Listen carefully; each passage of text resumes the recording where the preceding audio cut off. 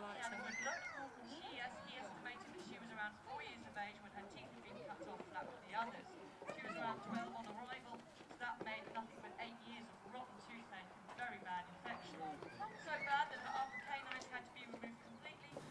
I've always been interested in wildlife and animals since I was born, actually. Growing up in Southern California, I was always out on the hills sort of running around with what sort of native wildlife there was in the brush, and of course I was very fortunate because California is a very different place now.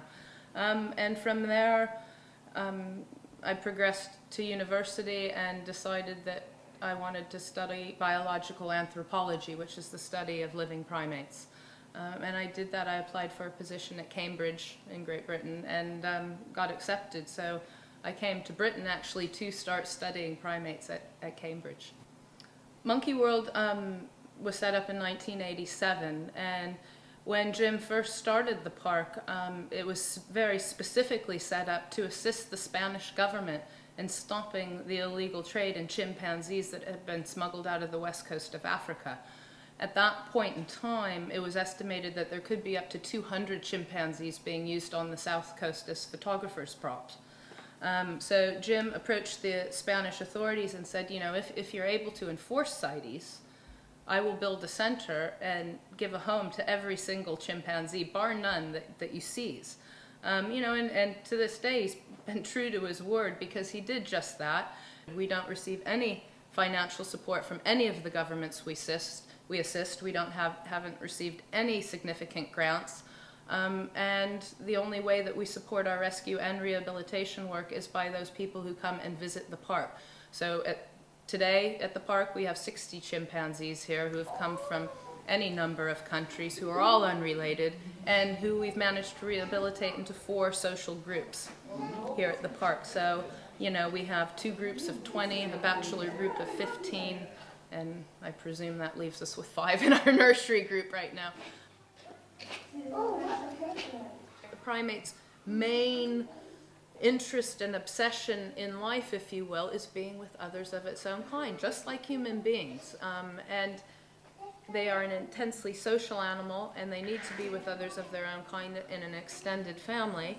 And even if they have been removed from their own family, they can readily be rehabilitated into groups with others of their own kind.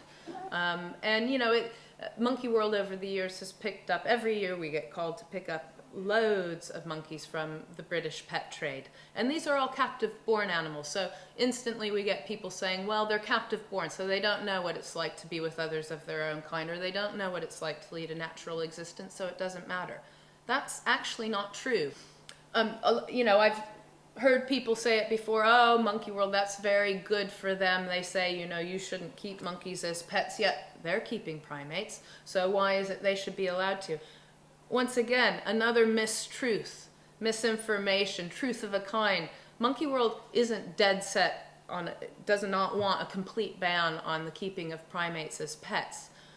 As the current legislation stands, there isn't enough to ensure the good husbandry and the good care and high welfare standards of primates kept as pets in UK, and therefore we say they shouldn't be kept as pets, simply because the laws don't protect them.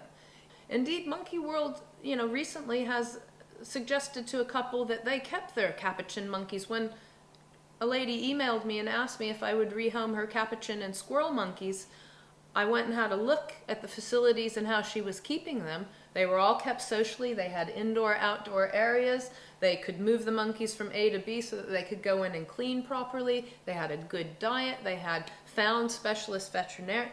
It was brilliant setup. I had absolutely no problems whatsoever. And in that instance, and in 21 years, it has only been one instance that I have found that to be the case. And in that case, I put my hands up and said, Anna, I think you should keep your monkeys. You're doing a grand job with them. So we begged Alison, could they please come to Monkey World? Because, you know, we did the best we could for them, but how can you equal what they get here? You just can't.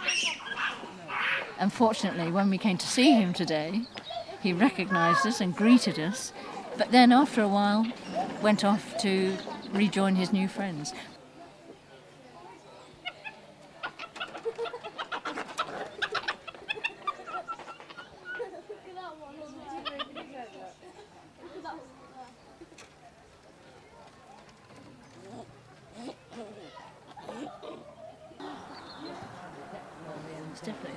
it. Yeah, Definitely. exactly. Joshua, there's a dog. I will put the brake on.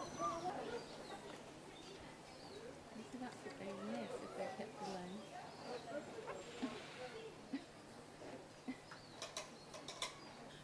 We keep picking them up from garden sheds that are in a terrible state with no heat, or from pet shops where it's just squalid living conditions and the animals are suffering in solitary confinement.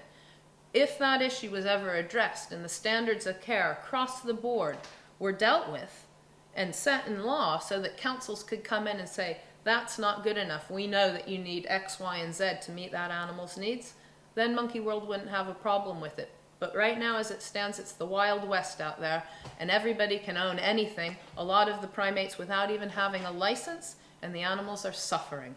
And for that reason, right now, we're saying the British pet trade in exotics and in primates in particular is appalling. It's an atrocity, and the animals are suffering because of it.